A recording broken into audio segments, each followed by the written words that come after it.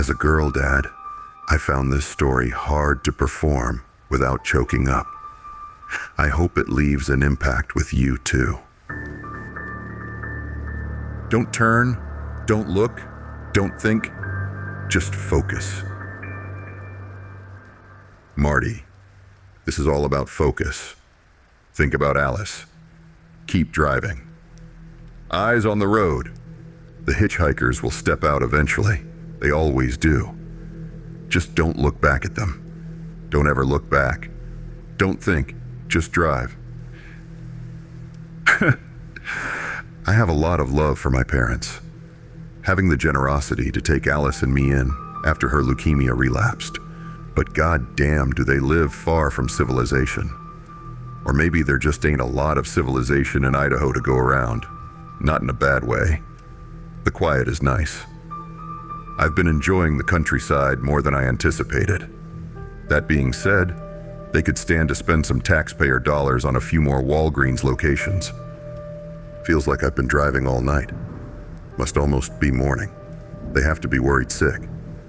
Alice may actually be physically sick without her anti-nausea meds. I shook my head, side to side, in a mix of disbelief and self-flagellating shame. Took a left turn when I should have taken a right. A downright boneheaded mistake. The price for overworking myself, but I mean, what other option do I have? Chemotherapy ain't exactly cheap. For a moment, I forgot where I was and what I was doing. Accidentally looked in my rearview mirror at the 5 hitchhikers in the back seats. Silent and staring forward with dead and empty eyes at nothing in particular.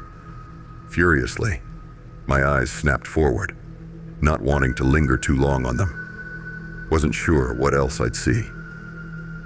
Can't be doing that on this road. Maintaining focus is key. Despite my near instantaneous reaction, I did see the new hitchhikers, but only for a moment. No surprises this time, thankfully.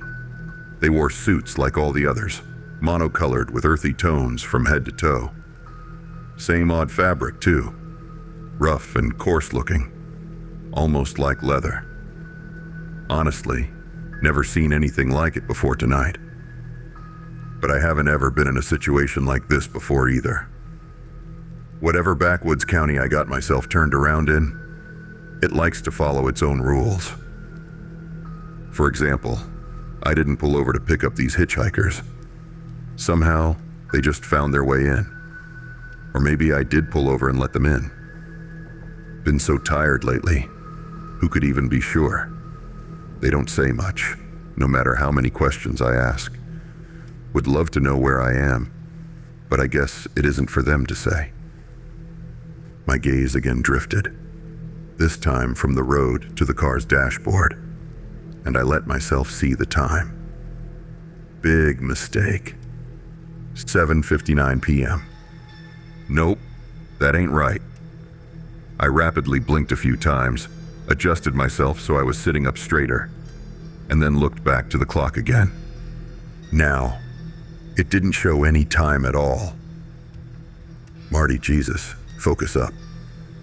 I blinked once more, this time for longer. Not sure how long I was blinking. Couldn't have been longer than 10 seconds. If I close my eyes for too long, they become hard to open again. Requires a lot of energy. Anxiously, I peered back at the dashboard for a third time. 4:45 a.m. See? There we go. Now that makes sense. By the time dawn arrives, I'm sure I will have found a gas station to pull over in. Ask for directions back to whatever my parents' address is. I'll figure that out later. Right now, I need to focus. Funny things happened in this part of the country when you didn't focus. Sometimes the yellow pavement markings would change colors or disappear entirely. Other times, the road itself would start to look off, black asphalt turning to muddy brownstone at a moment's notice. At first, it scared me. Scared me a lot, come to think of it. Made me want to pull over and close my eyes.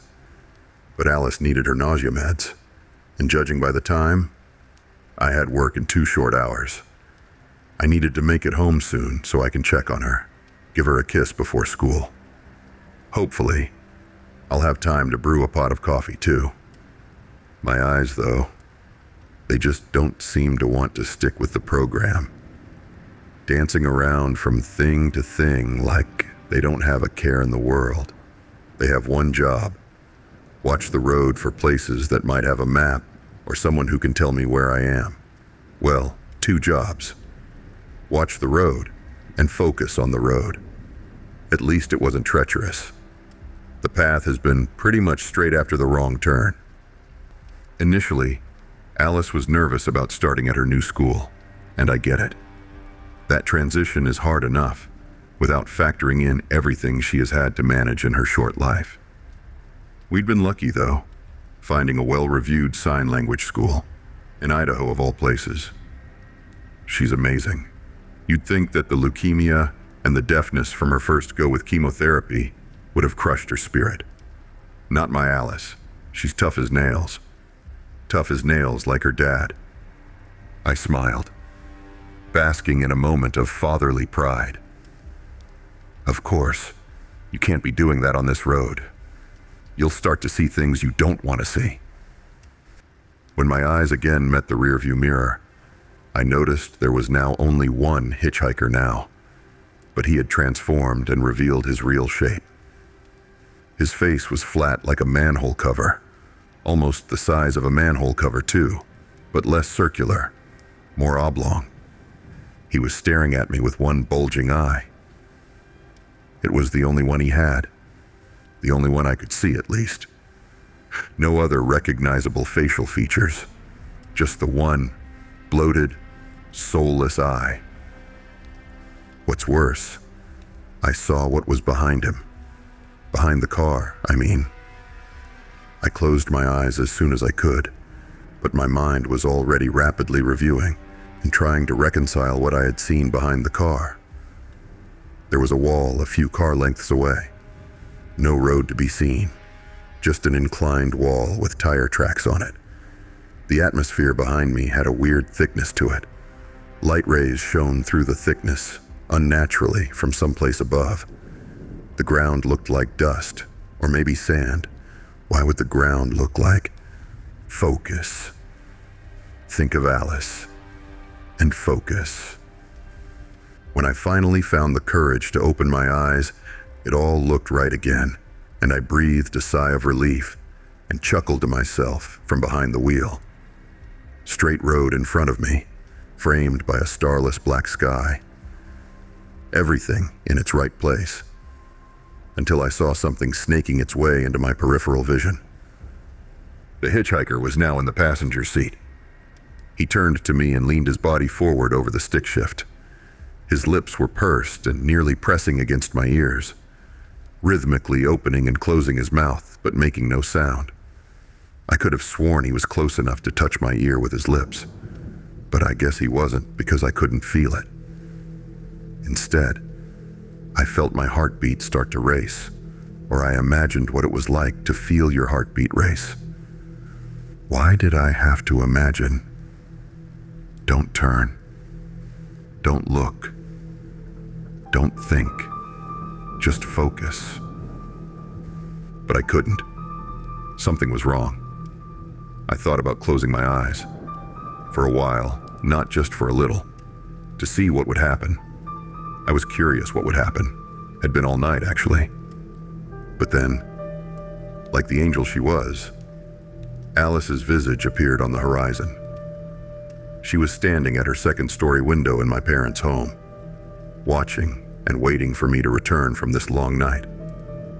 I wasn't getting closer for some reason, but she wasn't getting any further away either. She was far, but even at that distance, I could see her doing something in the window. When I squinted, it looked like maybe she was waving. Alice was waving at me. Alice could see me. Must mean I'm close. Eyes on the road. Focus.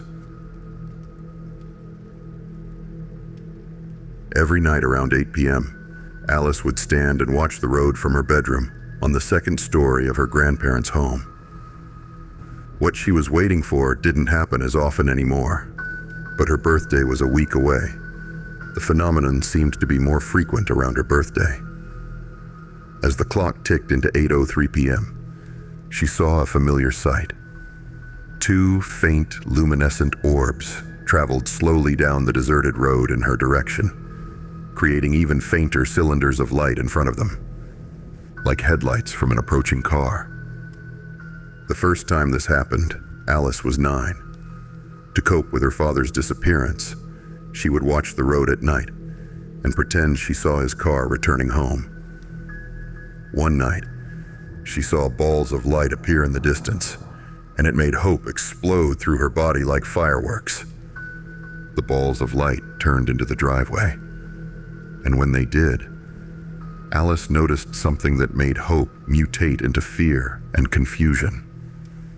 The headlights had no car attached, dissolving without a trace within seconds of their arrival.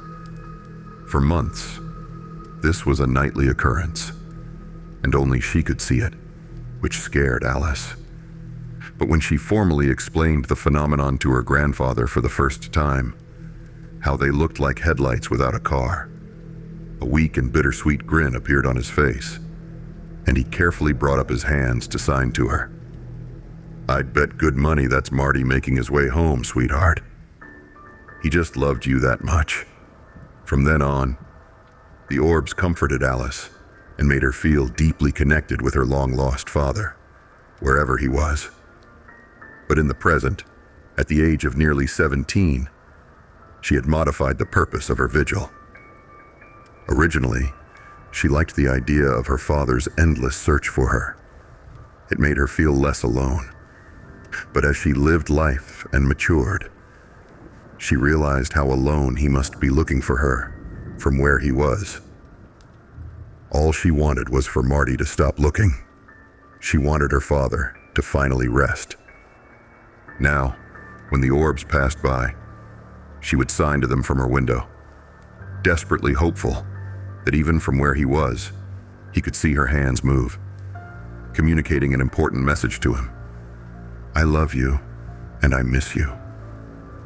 But please, Dad, let go."